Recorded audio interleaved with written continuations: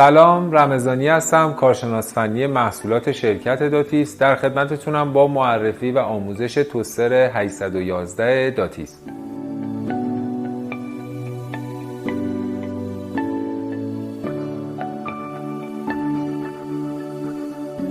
توستر 811 رومیزی 32 لیتری هست، برقی.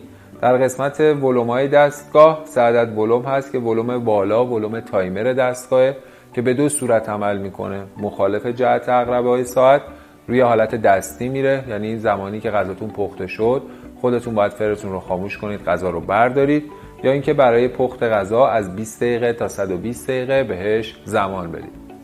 ولوم وسط ولوم حالت‌های پخت است که 5 حالت پخت نیمه اتومات برای شما داره و ولوم پایین ولوم ترموستات دستگاهتونه که از 50 درجه مینیمم تا 250 درجه ماکسیموم میتونید به آون توسترتون دما بدید.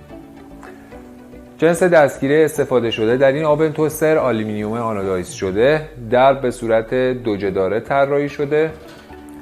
شیشه داخلی شیشه لویی هستش و قابلیت باز شدن به صورتی که 2 تا پیچ 4 سویی در قسمت سمت چپ و راست داره.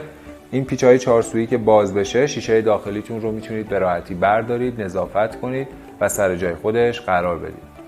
متعلقات داخلی این دستگاه 1 عدد سینی روغنگیر، 1 عدد سینی کاملا لعاب شده، دستگیره سیخ جوجه گردان، دستگیره سینی و شلف استیک پس هست به همراه 1 عدد سیخ جوجه گردان. در این دستگاه 1 عدد فن کانوکشن هم در قسمت راست دستگاه برای شما تعبیه شده، به این منظور که دمای داخل فرتون رو به صورت چرخشی میکنه و یک پخت یک نواختی رو شما دارید. برای استفاده کردن از این دستگاه شما در این قسمت حالتهای پختتون رو میتونید انتخاب کنید. فن به اضافه المنت پایین، المنت بالا و پایین با فن کانوکشن و جوجه گردون، المنت بالا جوجه گردون فن کانوکشن، حالت بعدی المنت بالا به اضافه جوجه گردون و حالت آخر حالت یخزدایی هست. گوشت، مرغ، ماهی یخزده‌تون رو میتونید داخل سینی فر قرار بدید. یه بازه زمانی 30 دقیقه‌ای زمان میبره حالت یخزدایی براتون انجام بشه. قبل از اینکه بخواید پخت رو شروع کنید باید یک پیشگرمایش به توستر بدید. برای پیشگرم کردنتون سویچ حالتهای پخت رو روی حالت المنت بالا و پایین با فن قرار میدید. یه تایم 15 دقیقه‌ای براش زمان میذارید با 200 درجه سانتیگراد.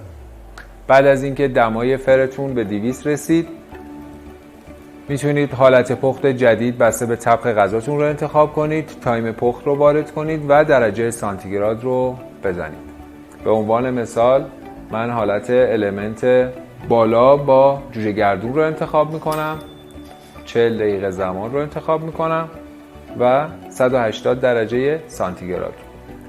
الان دستگاه به صورت خودکار 40 دقیقه کار میکنه و بعد از 40 دقیقه یک حالت زنگ یا هشدار میده و خاموش میشه. امیدوارم که معرفی و آموزش این فر براتون مفید بوده باشه. همچنین برای ارتباط با واحد خدمات کافیه شماره سریال محصول رو به سامانه پیامکی 021 74 937 پیامک بزنید. همکاران محترم در اولین فرصت با شما تماس خواهند گرفت. شما رو به خداوند بزرگ می‌سپارم.